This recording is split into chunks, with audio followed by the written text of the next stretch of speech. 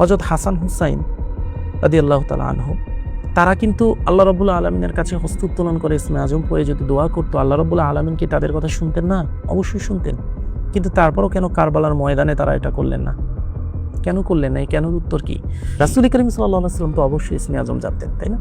তাহলে কেন রাসূল করিম সাল্লাল্লাহু আলাইহি ওয়াসাল্লাম সেই ইসমে আজম পড়ে দোয়া করলেন না যে, হে আল্লাহ, তুমি আমাকে পর্যাপ্ত পরিমাণ রিজিক প্রদান করো? কেন তিনি নিজের পেটে পাথর বেঁধে তারপর সেই সময় অবস্থান করলেন? এ কেনর উত্তর কি? আমি যদি ইসমে আজম জানতাম, তাহলে আমি এই জালেম ব্যক্তি যিনি চাবুক দিয়ে বৃদ্ধকে আঘাত করতেছেন, একে এবং এর সম্পূর্ণ বংশকে বিনাশ করে দেওয়ার জন্য আল্লাহর কাছে দোয়া করতাম। এই কথা যখন বলছে, তখন সেই হুজুর তার মুখের দিকে হাসি দিয়ে বলল, এই বৃদ্ধ হচ্ছে আমার উস্তাদ, যে আমাকে ইসমে আজম শিখিয়েছে। রাসূল করিম সাল্লাল্লাহু আলাইহি ওয়াসাল্লাম কিন্তু বারংবার মানুষদেরকে তাওবার দিকে ধাবিত করার কথা বলেছেন। এ হক, হাক্কুল্লাহ, হাক্কুল ইবাদ, একটা হচ্ছে বান্দার হক, একটা হচ্ছে আল্লাহর হক। তো আল্লাহর সাথে আপনি যে হক বিনষ্ট করেছেন, নামাজ পড়েন নাই বা আল্লাহ আদেশ মান্য করেন নাই, এই ধরনের হকগুলোর জন্য আল্লাহর কাছে আপনি যখনই তাওবা করবেন, আল্লাহ রাব্বুল আলামিন আপনার তাওবা অবশ্যই কবুল করবেন। তাওবাতুন নাসুহা, অর্থাৎ সম্পূর্ণরূপে আপনাকে ফিরে আসতে হবে। আপনি যখন তাওবা করবেন, তখন আপনার অন্তরে এই জিনিসটা থাকতে হবে যে আমি এই তাওবা করলাম, আমার জীবদ্দশায় আর আমি কখনো এই ভুল কাজটা করব না যতদিন আমি বেঁচে আছি। আর যেটা হাক্কুল ইবাদ, যেমন আমি যদি একজন মানুষের হক নষ্ট করি, তাহলে আমার দায়িত্ব হচ্ছে সেই মানুষের কাছে ক্ষমা চাওয়া। কারণ আল্লাহ পাকের কাছে তাওবার দুয়ার এবং তার রহমতের দরজা আমাদের পাপের থেকে অনেক বেশি বড়। যে বান্দা যদি অনেক মানুষের হক মেরে আসছেন বা নষ্ট করে আসছেন, সে জীবনের একটা শেষ পর্যায়ে এসে যখন সে বুঝতে পারলেন, তাহলে ওই পূর্ববর্তী সমস্ত হক যে উনি নষ্ট করলেন বান্দার, সেটা থেকে উনি কিভাবে আল্লাহর কাছে ফরিয়াদ চাইবেন এবং কিভাবে ওটা থেকে মুক্ত হবেন। আসসালামু আলাইকুম, সবাইকে স্বাগত জানাচ্ছি ডিভাইন কনটেক্সটের আজকের বিশেষ পডকাস্টে। আজকের এই বিশেষ পডকাস্টে আমরা আলোচনা করব ইসমে আজম। স্বাভাবিকভাবেই আমাদের এ নিয়ে অনেক কৌতূহল। যারা চিন্তার জগতে আমরা সবসময় চিন্তা করতে অভ্যস্ত, তারা আমরা এটা নিয়ে ভাবি। তো আমাদের মধ্যে অনেক জিজ্ঞাসা, সেই জিজ্ঞাসাগুলো আমরা উত্তর খুঁজি। তো ডিভাইন কনটেক্সটের আজকের এই পডকাস্টে আমরা এই নিয়ে উত্তর জানব। আমাদের এই নানামুখী এবং বিচিত্র চিন্তার জগতের যে প্রশ্নগুলোর উত্তর দিবেন বিশিষ্ট কোরআন গবেষক হাফেজ সাইফুল্লাহ মনসুর। পুরো প্রক্রিয়াটির এই সঞ্চালনায় থাকবো আমি গাজী সাদেক। আশা রাখি আমরা এর দ্বারা উপকৃত হব এবং এই পডকাস্টের মাধ্যমে আমরা ভবিষ্যতে আরও উচ্চতর চিন্তার দিকে নিজেদেরকে ধাবিত করতে পারবো। চলুন আলোচনা শুরু করা যাক। কেমন আছেন? আলহামদুলিল্লাহ, ভালো আছেন আপনি? জি আছি, আলহামদুলিল্লাহ। স্বাভাবিকভাবেই আমাদের সাধারণ চিন্তার জগতে ইসমে আজম সম্পর্কে প্রথম যে প্রশ্নটা আসে সেটা হচ্ছে ইসমে আজম কি, এবং এটি কি কোনো আরবি শব্দ নাকি মহাবিশ্বের সাথে মানব আত্মার একটা সংযোগ, এক বিশেষ কসমিক ফ্রিকোয়েন্সি? আপনার কি? দেখুন, ইসমে আজম শব্দটি যদি আমরা ভাঙি, তাহলে এখানে ইসম শব্দের অর্থ হচ্ছে নাম এবং আজম শব্দের অর্থ মহান নাম, অর্থাৎ মহান পাক পরওয়ারদিগার রব্বুল আলামিনের মহান নামকে ইসমে আজম বলা হচ্ছে। তো এখানে মহান নাম কিন্তু একটি নির্দিষ্ট কোনো নাম নাকি একাধিক কোনো নাম, এ ব্যাপারে বাস্তবিক অর্থে হাদিসে উল্লেখ করা হয়নি। তো আপনি প্রশ্ন করলেন যে এটা কি কোনো হায়ার ফ্রিকোয়েন্সি কিনা বা কসমিক ফ্রিকোয়েন্সি কিনা, মানব আত্মাকে উচ্চতর কোনো ফ্রিকোয়েন্সির সাথে যুক্ত করা। সেক্ষেত্রে আমি বলবো সর্বপ্রথম যে ইসমে আজম কি, এর উত্তর যদি আমরা দিতে যাই, তাহলে আমরা রাসূল করিম সাল্লাল্লাহু আলাইহি ওয়াসাল্লামের হাদিসের দিকে যদি দৃষ্টিপাত করি, তাহলে আমরা দেখতে পাই হযরত মুহাম্মদ সাল্লাল্লাহু আলাইহি ওয়াসাল্লাম সুনানে তিরমিজি 3475 নং হাদিসে উল্লেখ করেন যে সূরা বাকারার 163 নং আয়াত, আমি আবার বলছি, সূরা বাকারার 163 নং আয়াত এবং সূরা আল ইমরানের শুরুর যে অংশ, এর মাঝে ইসমে আজম নিহিত রয়েছে। এটা রাসূল করিম সাল্লাল্লাহু আলাইহি ওয়াসাল্লাম সুনানে তিরমিজি 3475 নং হাদিসে উল্লেখ করেছেন। তো এখানে আলিফ লাম মিম আল্লাহু লা ইলাহা ইল্লাহুল হাইয়ুল কাইয়ুম, এটার মাঝে ইসমে আজম নিহিত রয়েছে, এ ব্যাপারে বলা হয়েছে। অনুরূপভাবে রাসূল করিম সাল্লাল্লাহু আলাইহি ওয়াসাল্লাম অন্য এক হাদিসে উল্লেখ করেন যে এক ব্যক্তি এক বিশেষ দোয়ার মাধ্যমে আল্লাহ রাব্বুল আলামিনের কাছে দোয়া প্রার্থনা করতেছিলেন। যখন সে দোয়া প্রার্থনা করতেছিলেন তখন রাসূল করিম সাল্লাল্লাহু আলাইহি সাল্লাম বললেন যে তোমরা কি জানো এই ব্যক্তি কিসের মাধ্যমে দোয়া প্রার্থনা করছেন? সাহাবারা বললেন যে না, আমরা জানি না। তখন রাসূল করিম সাল্লাল্লাহু আলাইহি সাল্লাম ইরশাদ করেন যে কসম সেই সত্তার যার হাতে আমার জীবন, সে ইসমে আজমের মাধ্যমে দোয়া প্রার্থনা করেছেন। তো হাদিসের এই যে কাহিনীটা আমি উল্লেখ করলাম, এই কাহিনীটা হচ্ছে বাস্তবিক অর্থে রাসূল করিম সাল্লাল্লাহু আলাইহি সাল্লাম দুইটা দোয়া এখানে উল্লেখ করেছেন এই কাহিনীতে। দুইটা দোয়া, একটা হচ্ছে আল্লাহুম্মা ইন্নী আসআলুকা বিআন্না লাকাল হামদু লা ইলাহা ইল্লা আনতাল হান্নানুল মান্নানু বাদিউস সামাওয়াতি ওয়াল আরদি যুল জালালি ওয়াল ইকরামি ইয়া হাইয়্যু ইয়া কাইয়্যুম। আর একটা হচ্ছে আল্লাহুম্মা ইন্নী আসআলুকা বিআন্নী আশহাদু আন্নাকা আনতাল্লাহুল্লাযী লা ইলাহা ইল্লা আনতাল আহাদুস সামাদুল্লাযী লাম ইয়ালিদ ওয়া লাম ইউলাদ ওয়া লাম ইয়াকুল লাহু কুফুয়ান আহাদ।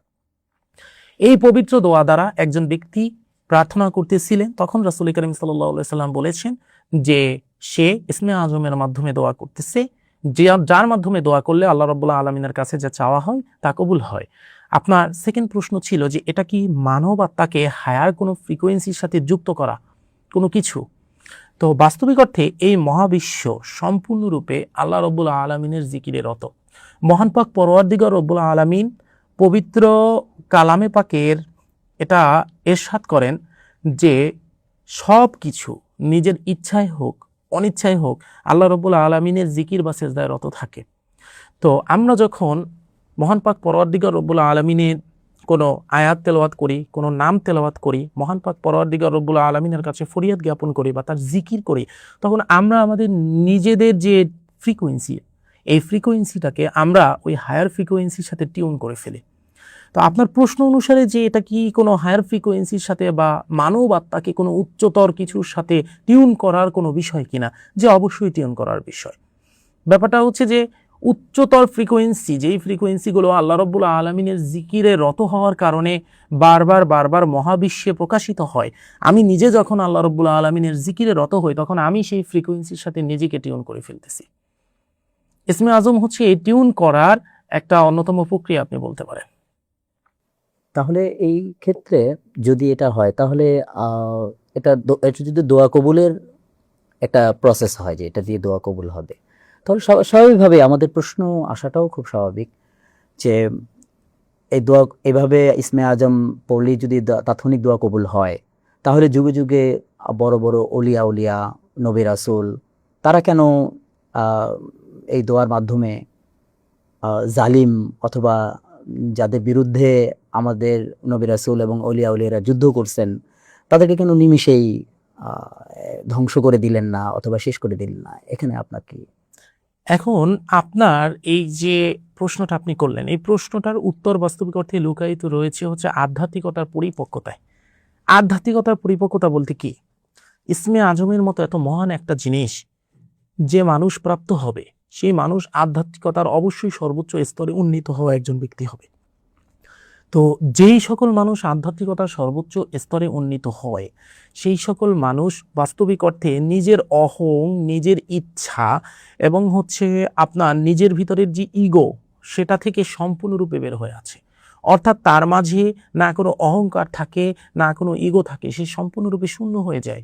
সে আল্লাহ রাব্বুল আলামিনের ইচ্ছায় নিজেকে সম্পূর্ণরূপে বিলিয়ে দেয়। ঠান্ডা মাথায় ভাবার ট্রাই করেন, সেটা হচ্ছে হযরত হাসান হুসাইন রাদিয়াল্লাহু তাআলা আনহু, তারা কিন্তু আল্লাহ রাব্বুল আলামিনের কাছে হস্ত উত্তোলন করে ইসমে আজম পড়ে যদি দোয়া করতো, আল্লাহ রাব্বুল আলামিন কি তাদের কথা শুনতেন না? অবশ্যই শুনতেন। কিন্তু তারপরও কেন কারবালার ময়দানে তারা এটা করলেন না? কেন করলেন না? কেন উত্তর কি? রাসূল করিম সাল্লাল্লাহু আলাইহি ওয়াসাল্লাম যদি আল্লাহ পাকের কাছে হস্ত উত্তোলন করে ফরিয়াদ করতেন যে মহান পাক পরওয়ারদিগার রব্বুল আলামিন তুমি উহুদ পাহাড়কে স্বর্ণে পরিণত করে দাও, আল্লাহ রাসূলের এই ফরিয়াদ আল্লাহ রাব্বুল আলামিন শ্রবণ করে কি উহুদ পাহাড়কে স্বর্ণে পরিণত করে দিত না? অবশ্যই দিত। কিন্তু রাসূল করিম সাল্লাল্লাহু আলাইহি ওয়াসাল্লাম এটা করেননি।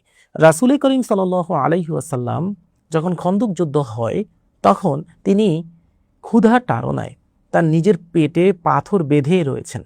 তাহলে আমার আপনার কাছে প্রশ্ন, রাসূল করিম সাল্লাল্লাহু আলাইহি ওয়াসাল্লাম তো অবশ্যই ইসমে আজম জানতেন, তাই না? তাহলে কেন রাসূল করিম সাল্লাল্লাহু আলাইহি ওয়াসাল্লাম সেই ইসমে আজম পড়ে দোয়া করলেন না যে হে আল্লাহ তুমি আমাকে পর্যাপ্ত পরিমাণ রিজিক প্রদান করো, অথবা হে আল্লাহ তুমি উহুদ পাহাড়কে স্বর্ণে পরিণত করে দাও? কেন তিনি নিজের পেটে পাথর বেঁধে তারপর সেই সময় অবস্থান করলেন? এ কেনর উত্তর কি? এর কেনর উত্তর হচ্ছে অবশ্যই যে তারা নিজেদের ভিতরের যে আমিত্ব, নিজেদের ভিতরের যে চাহিদা, নিজেদের মনোমস্তিষ্ক থেকে যে কথা হচ্ছে তারা শুনবে, নিজেদের নফস তাদেরকে যে কথাটা বলবে, এটাকে তারা সম্পূর্ণ মেরে ফেলেছিল, তাদের আমিত্বটাকে মেরে ফেলেছিল। এই আমিত্বটাকে মারার কারণেই বাস্তবিক অর্থে তারা ওই ইসমে আজম প্রাপ্ত হয়েছে বা ওই রকম একটা আসক্তি প্রাপ্ত হয়েছে। একটা কথা আমি আপনাকে একটা ঘটনা বলি। এক ব্যক্তি এক বুজুর্গর কাছে গিয়েছেন যে আমি ইসমে আজম শিখব। তো ওই বুজুর্গ বললেন যে ঠিক আছে, আমি তোমাকে ইসমে আজম শিখাবো, তুমি আজকে বিকালে অমুক জায়গায় আসবা। কথা বলার পর ওই ব্যক্তি যখন বিকালবেলা সেই জায়গায় উপস্থিত হলো, তখন ওই বুজুর্গ ব্যক্তি ওই ব্যক্তিকে দেখালেন যে তুমি কি দৃশ্য দেখতে পাও মাঠের দিকে তাকিয়ে একটু বলো। তো ওই ব্যক্তি যে ইসমে আজম শিখতে গিয়েছেন, সে মাঠের দিকে তাকিয়ে দেখেন যে এক বৃদ্ধ ব্যক্তি সে এক স্থান থেকে অন্য স্থানে লাকড়ি বহন করে যাচ্ছে। তার শরীরে তেমন কোনো জামা কাপড় নাই, অল্প একটা ছোট কাপড় পরিধান করে আছে। তো সেই ব্যক্তি এক স্থান থেকে যখন অন্য স্থানে লাকড়ি বহন করে নিয়ে যাচ্ছিল, তখন সে বারবার নিচে পড়ে যাচ্ছিল, কারণ সে বৃদ্ধ। এমত অবস্থায় আরেকজন যুবক চাবুক দিয়ে ওই ব্যক্তিকে আঘাত করতেছিল। তো যখন এই জিনিস দেখার পর ওই হুজুর বা ওই বুজুর্গ ব্যক্তি ওই আসন্ন ব্যক্তিকে প্রশ্ন করে যে যদি আজকে তুমি ইসমে আজম জানতা তাহলে তুমি কি করতা? বলে, খোদার নামে শপথ করে বলছি, আমি যদি ইসমে আজম জানতাম তাহলে আমি এই জালেম ব্যক্তি যিনি চাবুক দিয়ে এই বৃদ্ধকে আঘাত করতেছেন একে এবং এর সম্পূর্ণ বংশকে বিনাশ করে দেওয়ার জন্য আল্লাহর কাছে দোয়া করতাম। এর মতো জালেম থাকার থেকে না থাকা উত্তম। এই কথা যখন বলছে, তখন সেই হুজুর তার মুখের দিকে হাসি দিয়ে বলল যে তুমি কি জানো যেই বৃদ্ধ পিঠে লাকড়ি বহন করতেছে ওই বৃদ্ধকে? যখন এই প্রশ্ন করছে, ওই লোক বলল না আমি জানি না। বলে, এই বৃদ্ধ হচ্ছে আমার ওস্তাদ যে আমাকে ইসমে আজম শিখিয়েছে। আশা করি এই প্রশ্নের উত্তরের মাঝখানে আপনার প্রশ্নের উত্তর আপনি পেয়ে গিয়েছেন। হ্যাঁ, তবে একটু জানতে চাই, সেটা হলো যে ধরি আমরা যে চরম বিপদে পড়ে আছেন এমন একজন মানুষ, উনি হকের পথে আছেন অথবা উনি চরম পাপী একজন ব্যক্তি। ইসমে আজমের দোয়া তার মুখ দিয়ে যদি আসে অথবা সে যদি এটাকে প্র্যাকটিস করেন অথবা বলেন, তাহলে কি অলৌকিক কোনো কিছু ঘটার সম্ভাবনা আছে, নাকি তার ক্ষেত্রেও ওই পাপী ব্যক্তির ক্ষেত্রেও একই রকম কঠোর আত্মশুদ্ধি অথবা প্র্যাকটিসের মধ্যে দিয়ে যেতে হবে? আপনার মতামত কি? দেখুন, এখানে মহান পাক পরওয়ারদিগার রব্বুল আলামিনের পবিত্র কালামে পাকের সূরা নামলের ৬২ নং আয়াতের দিকে যদি আমরা তাকাই, তাহলে আমরা দেখতে পাই আল্লাহ রব্বুল আলামিন ইরশাদ করতেছেন যে তিনি সেখানে বলতেছেন যে কে আর্ত বিপন্ন ব্যক্তি ডাকে সাড়া দেন যখন সে তাকে ডাকে এবং তার বিপদ দূর করেন। আল্লাহ বলতেছেন সূরা নামলের ৬২ নম্বর আয়াতে যে কে একজন আর্তনাদকারী ব্যক্তি ডাকে সাড়া দেন এবং তাকে বিপদ থেকে উদ্ধার করেন যখন সে ডাকে। কথা বুঝতে পারছেন?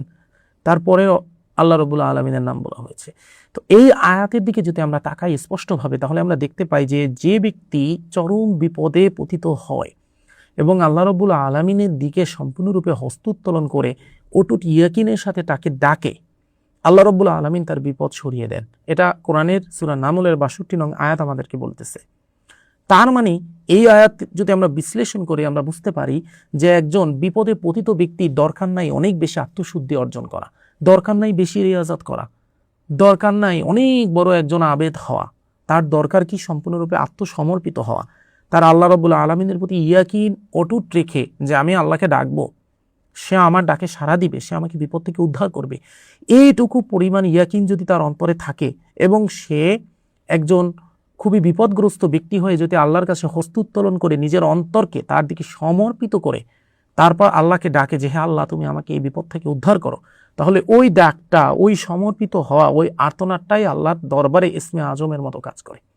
এ কারণে আল্লাহ রাব্বুল আলামিন বলতেছেন যে কে সে যে আর্তনাদকারীর ডাকে সাড়া দেন এবং তাকে বিপদ থেকে উদ্ধার করেন, বলেন তিনি আল্লাহ। সুতরাং বিপদগ্রস্ত অবস্থায় নির্দিষ্ট ইসমে আজমই যে পড়তে হবে এমন কোনো কথা নাই, কিন্তু বিপদগ্রস্ত অবস্থায় আপনার নিজের অন্তরকে সমর্পিত করতে হবে আল্লাহ রাব্বুল আলামিনের প্রতি।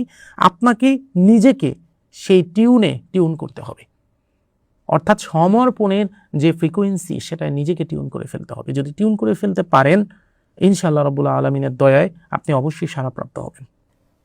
এর সাথে একটু সম্পূরক একটা প্রশ্ন আহ, আমার আসে, বা আমাদের অনেকেরই এই প্রশ্নটা আসতে পারে।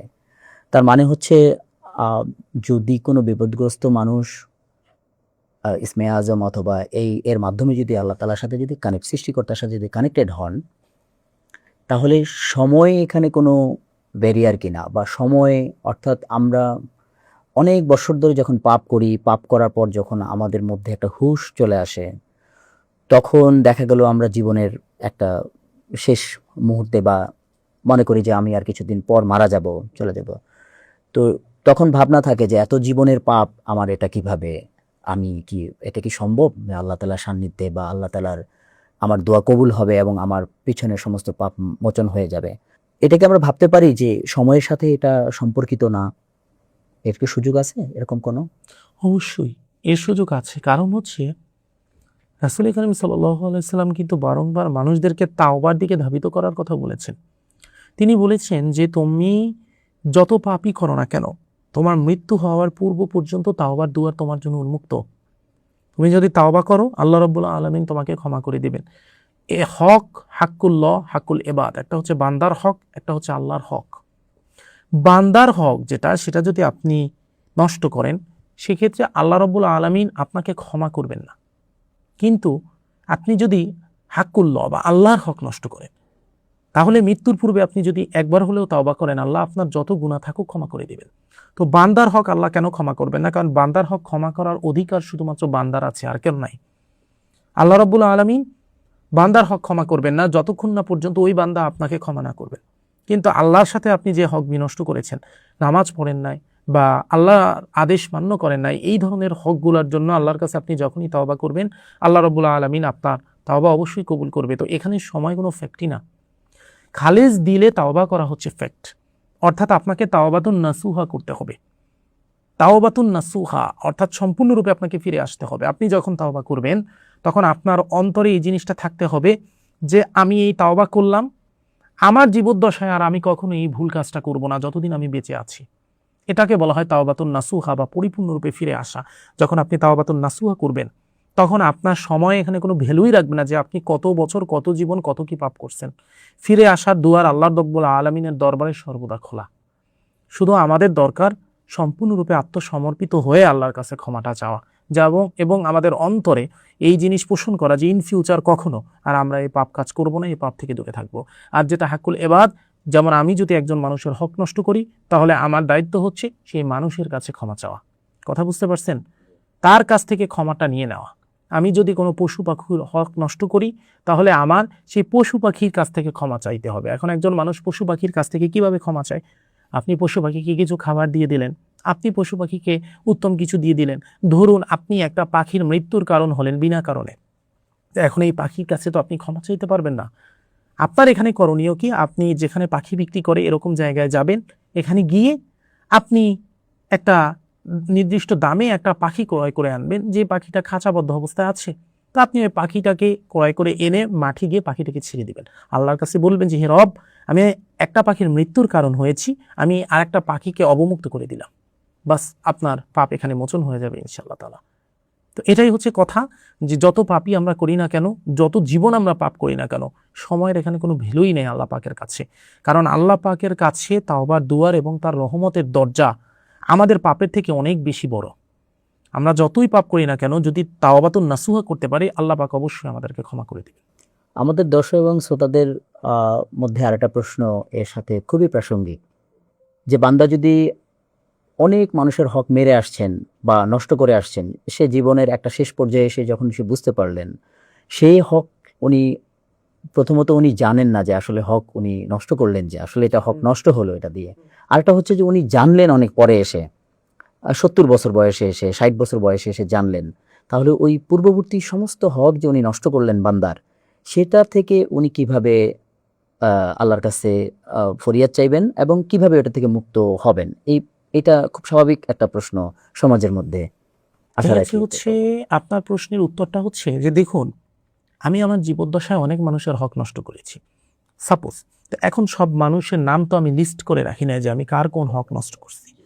তো যখন আমি আমার জীবনের জীবদ্দশার শেষ পর্যায়ে এসে আমি দেখলাম যে না, আমি অনেক মানুষের হক নষ্ট করেছি, এখন আমি কিভাবে এই পাপ থেকে মুক্তি লাভ করব এবং আমি ফিরে আসলাম ভালো পথে, সেক্ষেত্রে আমার করণীয় কি? যেহেতু আমি অনেক মানুষের হক নষ্ট করে ফেলেছি এবং অনেক মানুষকে আমি লিস্টেড করে রাখি নাই, সেহেতু এই পাপ মোচনের জন্য আমার অনেক মানুষের জন্য বৃহত্তর স্বার্থে কোনো কর্ম করতে হবে নিঃস্বার্থভাবে।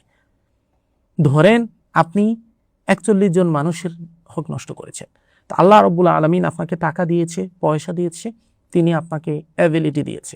যখন আপনি এটা বুঝতে পেরেছেন যে না, আমি 41 জন মানুষের হক নষ্ট করেছি বা তার থেকেও বেশি মানুষের হক নষ্ট করেছি, এখন তাদের নাম লিস্টেড করা নাই, তাদেরকে আমি ডেকে পাবো না, তাদের কাছে আমি ক্ষমা চাইতে পারবো না, সেক্ষেত্রে এই পাপ মোচনের জন্য আপনি 41 জন এতিমদের খাবারের ব্যবস্থা করে দেন, আপনি 41 জন এতিমদের ভরণ পোষণের ব্যবস্থা করে দিন, যদি আল্লাহ রাব্বুল আলামিন আপনাকে তৌফিক দিয়ে থাকে। এভাবে আপনি আপনার সৎকর্মের মাধ্যমে আপনার যে অসৎকর্ম সেটা হচ্ছে ঢেকে দিতে পারবেন। আমরা যেই সৎকর্ম করব, আমাদের অসৎকর্মর পরিমাণের থেকে যদি আমাদের সৎকর্ম পরিমাণ বেড়ে যায়, তখন ইনশাআল্লাহ তাআলা আমরা অবশ্যই পাপ থেকে মুক্তি লাভ করতে পারবো। আমরা একটু আরেকটা প্রসঙ্গ ইসমে আজমের সাথে আমাদের প্রশ্ন জাগে মনে, এটা হচ্ছে যে আমরা কোরআনে কিছু হরফ আমরা বরাবরই সবসময় আমরা শুনি আমাদের জীবদ্দশায়, যারা আমরা নিয়মিত কোরআন তেলাওয়াত করি অথবা আমরা কোরআন তেলাওয়াত শুনি, সেটা হচ্ছে আলিফ লাম মিম, এই ধরনের যে হরফগুলো আছে, এবং এগুলোকে আল্লাহ তাআলা, আমরা আমাদের যারা সমাজে যে সমস্ত বুজুর্গ আছেন যারা, তারা বলেন যে এগুলো রহস্যময় শব্দ, এগুলো মিনিং সৃষ্টিকর্তা বা আল্লাহ তাআলা নিজে এটা জানেন। এটা আমাদের সমাজে আমরা যারা আছি, যারা তাফসীর করেন, তারা আমরা জানি না। এখন ইসমে আজমের যে মহাজাগতিক যে বিষয়টা, এটার সাথে কি এর ভেতরে কি এই শব্দগুলোর মধ্যেই কি ইসমে আজমের যে গাণিতিক বা ম্যাট্রিক্স কোড যদি বলি, এগুলো কি লুকায়িত আছে বলে আপনার ধারণা? বা আপনার কথা আমি বুঝতে পেরেছি, আপনি বলতে চাচ্ছেন যে হরফে মুকাত্তাত বলা হয় এগুলোকে, যেমন আলিফ লাম মিম, হা মিম, ত সিন মিম, পবিত্র কালামে পাকের প্রায় অ্যাভারেজে 14টা সূরার পূর্বে এরকম হরফে মুকাত্তাত রয়েছে। তো এই হরফে মুকাত্তাতের ভিতরে ইসমে আজম লুকায়িত আছে কিনা, বা ইসমে আজমের ফ্রিকোয়েন্সি বা ম্যাট্রিক্সটা লুকায়িত আছে কিনা, এ ব্যাপারে আসলে আমরা যদি তাফসিরে ইবনে কাসির পড়ি, সেক্ষেত্রে আমরা দেখতে পাই যে ইবনে আব্বাস রাদিয়াল্লাহু তাআলা আনহু থেকে শুরু করে একাধিক সাহাবী বাস্তবিক অর্থে এটা চিন্তা করেছেন বা এই থট রেখেছেন যে কোরআনের সূরা শুরুর এই হরফে মুকাত্তাতগুলোর ভিতরে ইসমে আজম লুকায়িত থাকার সম্ভাবনা 99%। কারণ রাসূল কারীম সাল্লাল্লাহু আলাইহি ওয়াসাল্লাম এই হরফগুলোর মাধ্যমে, হরফে মুকাত্তাতগুলোর মাধ্যমে আল্লাহ রাব্বুল আলামিনের কাছে দোয়া করতেন, এগুলোর উসিলা করে দোয়া করতেন এবং আল্লাহ রাব্বুল আলামিন তার দোয়া কবুল করতেন। সুতরাং ইবনে আব্বাস রাদিয়াল্লাহু তাআলা আনহু থেকে ইবনে আব্বাস রাদিয়াল্লাহু তাআলা আনহু এবং তার মতো আরও বেশ কিছু সাহাবাদের এ ব্যাপারে হচ্ছে একটা সন্দেহ ছিল যে এই হরফে মুকাত্তাতগুলোই ইসমে আজম। এছাড়াও পরবর্তীতে যে সুফি সাধকগণ এসেছেন, যে আউলিয়াগণ এসেছেন, তারা অনেকেই এই হরফে মুকাত্তাতগুলোকে উসিলা করে আল্লাহ রাব্বুল আলামিনের কাছে দোয়া করেছেন। এর কারণ হচ্ছে দুইটা। নাম্বার 1 কারণ হচ্ছে, এক, রাসূল কারীম সাল্লাল্লাহু আলাইহি সাল্লাম হরফে মুকাত্তাত দিয়ে দোয়া করতেন, এটা হচ্ছে এক কারণ।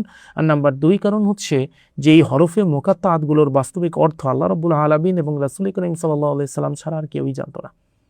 যার কারণে যেহেতু এগুলো এমন হরফ যার অর্থ আমরা জানি না, কিন্তু রাসূল করিম সাল্লাল্লাহু আলাইহি সাল্লাম দোয়ার সময় এটা পড়তেন, এটা ইউজ করতেন, এবং অনেক উলিয়া বুজুর্গানি দিন এটাকে দোয়ার সময় ইউজ করেছেন, এটার উসিলা করে দোয়া করেছেন। সুতরাং এটার মাঝে ইসমে আজমের শক্তি নিহিত থাকতেই পারে, এখানে বাস্তবিক অর্থে মানে আমাদের সন্দেহের কোনো অবকাশ নেই। খুব স্বাভাবিকভাবে প্রশ্ন আসে যে আপনার ইসমে আজম এতই শক্তিশালী, আমরা এত শক্তিশালী যদি হয়, রাসূল করিম সাল্লাল্লাহু আলাইহি ওয়াসাল্লাম কেন তার উম্মতের জন্য সরাসরি এটাকে উন্মুক্ত করলেন না? শক্তিশালী যদি হয়, এটা কি আশঙ্কা থাকে যে এরকম ধারণা থেকে যে এটার অপব্যবহার, যেটা মানব সমাজের জন্য ভয়াবহ কোনো পরিস্থিতি তৈরি করতে পারে বা ব্যক্তিগত পর্যায়ে কোনো বিপদ ডেকে আনতে পারে? আপনার ব্যাখ্যা কি? জি, অবশ্যই। শুনুন, আল্লাহ রাব্বুল আলামিন মানুষকে তৈরি করেছেন এমনভাবে যে মানুষের ধৈর্য শক্তি বাস্তবিক অর্থে কম। যেভাবে মানুষের হচ্ছে ধৈর্য শক্তি কম, সেভাবে হচ্ছে আপনার একটা জিনিস মাথায় রাখতে হবে যে মানুষ স্বভাবগতভাবেই খুব তাড়াহুড়োকারী এবং স্বার্থপর। রাসূল করিম সাল্লাল্লাহু আলাইহি ওয়াসাল্লাম যেই ইসমে আজম বা শবে কদর, এটা শবে কদরের মতোই রাসূল করিম সাল্লাল্লাহু আলাইহি ওয়াসাল্লাম আমাদের সামনে গুপ্ত রেখেছেন। কারণ হচ্ছে যে সবে কদরকে যেভাবে আমাদের জন্য গুপ্ত রাখা হয়েছে, এভাবে রাসূল করিম সাল্লাল্লাহু আলাইহি ওয়াসাল্লাম ডিরেক্ট যদি ইসমে আজম সাধারণ মানুষের জন্য উন্মুক্ত করে দিত, তাহলে মানুষ এই ইসমে আজমের অপব্যবহার বেশি করত। আমি কিছুক্ষণ পূর্বে আপনাকে একটা ঘটনা বলেছিলাম, সেই ঘটনার মাঝে আমি বলেছিলাম যে যে ব্যক্তি ইসমে আজম শিক্ষাদানকারী গুরু, সে নিজেই তার পিঠে লাকড়ি বহন করতেছে এবং চাবুকের আঘাত সহ্য করতেছে, কিন্তু তারপর সে ইসমে আজম ইউজ করতেছে না। আপনি চিন্তা করেন, রাসূল করিম সাল্লাল্লাহু আলাইহি সাল্লাম যদি সম্পূর্ণরূপে ইসমে আজমকে উন্মুক্ত করে দিতেন, তাহলে ওই গুরু ইসমে আজম শিক্ষা দানকারী ব্যক্তি হয়েও সেটাকে অ্যাপ্লাই না করে আঘাত সহ্য করতেছে, কিন্তু যে ব্যক্তি ইসমে আজম শিখতে গিয়েছিল সে কিন্তু বলে ফেলেছিল যে আমি যদি ইসমে আজম জানতাম তাহলে এই জালেম এবং তার ফ্যামিলি সহ আমি ধ্বংস করে দেওয়ার দোয়া করতাম আল্লাহ রাব্বুল আলামিনের কাছে। তো বাস্তবতা হচ্ছে এটা যে আমাদের বৃহত্তর স্বার্থেই আমরা ইসমে আজমগুলোর ব্যবহার করার প্রচেষ্টা করতাম। আমাদের মাঝে 99.99% মানুষই তখন ইসমে আজমকে তার ব্যক্তিগত স্বার্থে ব্যবহার করত, বৃহত্তর স্বার্থে ব্যবহার করত না। কিন্তু যারা আল্লাহ রাব্বুল আলামিনের সেই কাছের বান্দা, যারা ইসমে আজমকে ধারণ করার ক্ষমতা রাখে, তারা বৃহত্তর স্বার্থে ইসমে আজম ব্যবহার করতেন, তারা কখনো ব্যক্তিগত স্বার্থে ইসমে আজম ব্যবহার করতেন না। যেহেতু ব্যক্তিগত স্বার্থে ইসমে আজম ব্যবহার করলে সৃষ্টির যে গতানুগতিক ধারা বা সৃষ্টি বা নিয়তির যে গতানুগতিক ধারা, সেটা ভঙ্গ হওয়ার একটা সম্ভাবনা থাকে। সেই তো রাসূল করিম সাল্লাল্লাহু আলাইহি সাল্লাম এই ইসমে আজম জনসম্মুখে উন্মুক্ত করেননি, কারণ পৃথিবীর সবার সহ্য ক্ষমতা সমান নয়, পৃথিবীর সবার ঈমান কিন্তু সমান নয়। মানুষ কিন্তু স্বভাবগতভাবেই তার ব্যক্তিগত স্বার্থ নিয়ে বেশি চিন্তা করে, বৃহত্তর স্বার্থ নিয়ে চিন্তা কম করে। তো যারা বৃহত্তর স্বার্থ নিয়ে চিন্তা করে তারাই হচ্ছেন হযরত আব্দুল কাদের জিলানী রহমাতুল্লাহ আলাইহি হয়ে যান, তারাই হচ্ছেন খাজা মঈনুদ্দিন চিশতি রহমাতুল্লাহ আলাইহি হয়ে যান, তারাই হযরত শাহজালাল রহমাতুল্লাহ আলাইহি হয়ে যান, তারাই খানজাহান আলী রহমাতুল্লাহ আলাইহি হয়ে যান। আর যারা ব্যক্তিগত স্বার্থ নিয়ে চিন্তা করে তারা তো মৃত্যুর পর সম্পূর্ণরূপে কালের গহীনে নিমজ্জিত হয়ে যায়, তাদের আর কেউ মনে রাখে না। আশা করি বুঝতে পেরেছেন। যে অর্থাৎ এটা হচ্ছে এরকম যদি বুঝি আমার দর্শকদের বোঝার স্বার্থে, সেটা হচ্ছে যে সামাজিক বা সমাজের যে ভারসাম্য, সেই ভারসাম্য এতে রক্ষা হয় এবং সমাজটা একটা নির্দিষ্ট প্যাটার্নের মধ্য দিয়ে যায়, যে প্যাটার্নের মধ্য দিয়ে আমরা ইসমে আজম এবং আমাদের যে ব্যক্তিগত বা ইন্ডিভিজুয়াল এই যে সামাজিক কর্মকাণ্ড, এই কর্মকাণ্ড পরিবার সমাজ এই প্যাটার্নটাও যাতে ঠিক থাকে, যদি এটা হচ্ছে। আবার এবারে আমরা একটু আসি ইসমে আজমের সাথে রিলেট করে, যেমন আধুনিক কোয়ান্টাম ফিজিক্সের ল অফ অ্যাট্রাকশন বা সাউন্ড ভাইব্রেশন, এর সাথে ইসমে আজমের শক্তির কি কোনো বৈজ্ঞানিক মনস্তাত্ত্বিক সম্পর্ক আছে? যে আপনার প্রশ্ন সুন্দর। দেখুন, ইসমে আজমের সাথে বৈজ্ঞানিক বা মনস্তাত্ত্বিক সম্পর্ক ব্যাপারটা আসলে আমাদেরকে বুঝতে হলে আমাদের আগে জানতে হবে যে ল অফ অ্যাট্রাকশন বিষয়টা কি। ল অফ অ্যাট্রাকশন বিষয়টা হচ্ছে যে মহাবিশ্বকে আপনি আপনার মস্তিষ্ক থেকে যেই ধরনের ফ্রিকোয়েন্সি দিবেন, সেটা পজিটিভ ফ্রিকোয়েন্সি হোক, নেগেটিভ ফ্রিকোয়েন্সি হোক, মহাবিশ্ব সেই সেম ফ্রিকোয়েন্সি আপনার দিকে ধাবিত করবে। এটা হচ্ছে ল অফ অ্যাট্রাকশনের মেইন থিম। তো মহান পাক পরওয়ারদিগার রব্বুল আলামিন পবিত্র কালামে পাকে ইরশাদ করতেছেন, ফাজকুরুনি আযকুরুকুম ওয়াশকুরুলি ওয়ালা তাকফুরুন।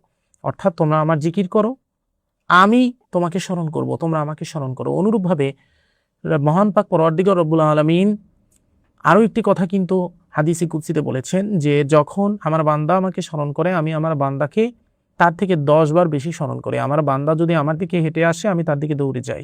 আমার বান্দা যদি আমার দিকে দৌড়ে আসে, আমি তার দিকে তার থেকেও দ্রুত গতিতে যাই।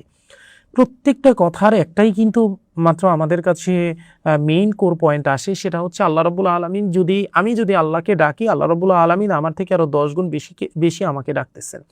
এর মানে হচ্ছে যে এই যে পবিত্র কালামে পাকে মহান পাক পরওয়ারদিগার রব্বুল আলামিন ইরশাদ করলেন যে বিশ্ব জগতের যা কিছু আছে তারা সর্বদা মহান পাক পরওয়ারদিগার রব্বুল আলামিনের জিকিরে রত।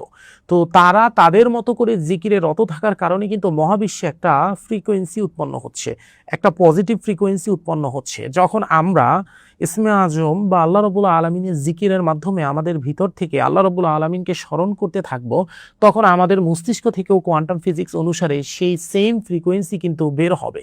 যখন আমাদের মস্তিষ্ক থেকে বের হওয়া এই ফ্রিকোয়েন্সি মহাবিশ্বের ওই ফ্রিকোয়েন্সির সাথে টিউন হয়ে যাবে, তখন অটোমেটিকলি পজিটিভ জিনিস আমাদের দিকে ধাবিত হতে থাকবে। সুতরাং ল অফ অ্যাট্রাকশনের সাথে ইসমে আজম বা আল্লাহ রাব্বুল আলামিনের কাছে হস্ত উত্তোলন করে জিকির করে প্রার্থনা করার যে বিষয়টা, এটা সম্পূর্ণরূপে সামঞ্জস্যপূর্ণ একটা বিষয় যদি আমরা ঠান্ডা মাথায় একটু চিন্তা করি। আমরা একটু ছোট্ট করে জানতে চাই, চরম বিপদের মুহূর্তে মানুষের অবচেতন মন থেকে স্বয়ংক্রিয়ভাবে যে আর্তনাদ আসে, সেটা কি তার ইসমে আজম? আমরা এই লক্ষণগুলো আসলে বুঝবো কিভাবে? না, আপনার কথা ছোট ঠিক করে আছে। যে দেখুন, আমি ইতিপূর্বে কিন্তু আলোচনা করেছি, সেই আলোচনার মাঝে আমি কিন্তু আপনাকে একটা কথা বলেছিলাম যে আল্লাহ রব্বুল আলামিন বলতেছেন যে বলো কে আর্তনাদকারীর আর্তনাদে উত্তর দেয় এবং তাকে বিপদ থেকে রক্ষা করে। নিশ্চয়ই তিনি আল্লাহ। এটা আল্লাহ রব্বুল আলামিন সূরা নামলে বলতেছেন 20 নং পারার, যদি আমরা মাঝখানের আয়াত দেখি তাহলে 20 নং পারার প্রথম পৃষ্ঠার মাঝখানের আয়াতে এটা আল্লাহ রাব্বুল আলামিন বলতেছেন। তো এর মানে হচ্ছে যে যদি আর্তনাদকারী সঠিকভাবে নিজেকে ওই স্থানে রেখে আল্লাহর উপর সমর্পিত হয়ে আর্তনাদ করতে পারে, আল্লাহ তাকে উত্তর দিবেন। এখন আর্তনাদকারী আল্লাহকে কি নামে ডেকে আর্তনাদ করতেছে, আল্লাহর কাছে কি নামে চাইতেছে, এটা এখানে কোনো ফ্যাক্টই রাখে না। সে যে আলাদাভাবে ইসমে আজম পড়েই আল্লাহ রাব্বুল আলামিনের কাছে চাইতে হবে, অন্যথায় আল্লাহ উত্তর দিবে না, ব্যাপারটা কিন্তু এমন না। ইসমে আজম আমরা পড়ি তখন যখন হচ্ছে আমরা আমাদের নিজেদের মনকে সম্পূর্ণরূপে আল্লাহর দিকে সমর্পিত করে ওই কম্পাঙ্কে নিজেদেরকে টিউন করি। এখন আপনি মারাত্মক বিপদে আপতিত হওয়ার কারণে আপনি যদি পরিপূর্ণরূপে এমনিতেই সমর্পিত হয়ে যান এবং আপনি ওই কম্পাঙ্কে নিজেকে এমনিতেই টিউন করে ফেলেন, তখন আল্লাহ রাব্বুল আলামিনকে আপনি যে নামেই ডাকবেন আল্লাহ রাব্বুল আলামিন আপনাকে সেই নামেই ইশারা দেবে এবং সেটাই কিন্তু তখন আপনার জন্য ইসমে আজমের মতোই হবে। তো এক্ষেত্রে আমাকে অনেকে প্রশ্ন করে যে বাস্তবিক অর্থে তাহলে ইসমে আজম বের কিভাবে করে, এর সুফি তত্ত্ব কি বা সুফি তরিকা কি? দেখুন, আমি আমার পূর্বের একটা পডকাস্টে আলোচনা করেছিলাম যে ইসমে আজম বাস্তবিক অর্থে 3 প্রকার হয়: ইসমে আজমে সগীর, ইসমে আজমে কবির আর ইসমে আজমে কাবায়ের। ইসমে আজমে সগীর যেটা, সেটা হচ্ছে প্রত্যেক মানুষের জন্য একটা ব্যক্তিগত ইসমে আজম থাকে, যেটা হচ্ছে আপনার নামেও একটা ইসমে আজম আছে, আমার নামেও একটা ইসমে আজম আছে, যারা দর্শক তাদের নামেও একটা ইসমে আজম আছে। তো আপনার নামের যে ইসমে আজম সেটা আপনি কিভাবে বের করবেন? সেটা হচ্ছে, এটা কোনো কোরআন এবং হাদিসে উল্লিখিত কোনো পদ্ধতি না, বরঞ্চ যারা সুফি সাধক, যারা ওলিয়া উলিয়াগণ, তারা এই পদ্ধতি অ্যাপ্লাই করে ইসমে আজম বের করেছেন। সেটা হচ্ছে মহান পাক পরওয়ারদিগার রব্বুল আলামিনের প্রত্যেকটা নাম, 99টা যে নাম রয়েছে, প্রত্যেকটা নামের একটা আলাদা আলাদা ফ্রিকোয়েন্সি রয়েছে, একটা আলাদা আলাদা ইলমুল আদাদ বা ইলমুল আবজাদ অনুসারে একটা আলাদা আলাদা মান রয়েছে। যখন মহান পাক পরওয়ারদিগার রব্বুল আলামিনের এই প্রত্যেক নামকে আমরা ভাঙি তখন সেই আবজাদ মান বের হয়। ধরুন ইয়া ওদুদু এর মান 55, আমি এক্সাম্পল স্বরূপ বলতেছি। তো এবার আপনি আপনার ইসমে আজম বের করতে চাচ্ছেন, তো আপনি কি করবেন? আপনার নাম আরবিতে লিখবেন এবং আপনার আম্মাজানের নাম আরবিতে লিখবেন। আপনার নাম এবং আপনার আম্মাজানের নাম আরবিতে লিখলে সেখান থেকে ইলমুল আদাদ বা ইলমুল আবজাদ অনুসারে যেই মান বের হবে সেই মান আপনি যোগ করবেন। যোগ করে এবার এক জায়গায় সেই মানটা রাখবেন, অপর জায়গায় আপনি আল্লাহ রাব্বুল আলামিনের 99 নামের মানের লিস্ট বের করে সেই মানগুলোকে মিলাবেন যে কোন নামের মান আপনার আর আপনার মায়ের নামের মানের যোগফলের সমান হয়। এভাবে মিলানোর পর যদি দেখেন একটা নামের মান আপনার মায়ের নাম এবং আপনার নামের যোগফলের সমান হয়ে গিয়েছে, তাহলে ওই নামটা আপনার ইসমে আজম। আর যদি একটা নামে না হয়, তাহলে আল্লাহর একাধিক নাম যুক্ত করে দেখতে হবে যে কোন 2টা বা 3টা নামের যোগফল আপনার নাম এবং আপনার মায়ের নামের যোগফলের সমান। যখন আপনি এটা পেয়ে যাবেন তাহলে ওই নাম 2টা হবে আপনার ইসমে আজম। ধরুন আমার নাম সাইফুল্লাহ মানসুর, সুতরাং আমার নামের ইসমে আজম যদি আমি বলি তাহলে ইয়া নাসিরু আমার নামের ইসমে আজম বের হতে পারে উদাহরণস্বরূপ, বা ইয়াজুল জালালি আল ইকরাম, তখন ইয়া নাসিরু ইয়াজুল জালালি আল ইকরাম হবে আমার নাম। তখন একটা নির্দিষ্ট সংখ্যক বার যদি প্রতিদিন আমি ওই নাম তেলাওয়াত করি তাহলে আল্লাহ রাব্বুল আলামিনের সাথে ইলাহি শক্তির যে ফ্রিকোয়েন্সি সেই ফ্রিকোয়েন্সিতে আমি টিউন হয়ে যাব। তো এভাবে ইসমে আজমে সগীর যেটা সেটা বের করা যায়। আর ইসমে আজমে কবির যেটা, সেটা হচ্ছে আমি অলরেডি আপনাকে কিন্তু 2টা 3টা ইসমে আজম প্রথমে উল্লেখ করে বলছি। রাসূল কারীম সাল্লাল্লাহু আলাইহি ওয়াসাল্লাম হাদিসে বলেছেন এই কয়টা হচ্ছে ইসমে আজমে কবির। আরেকটা রয়েছে ইসমে আজমে কাবাইর। এই ইসমে আজমে কাবাইর কোনো মানুষের পক্ষে জানা সম্ভব না।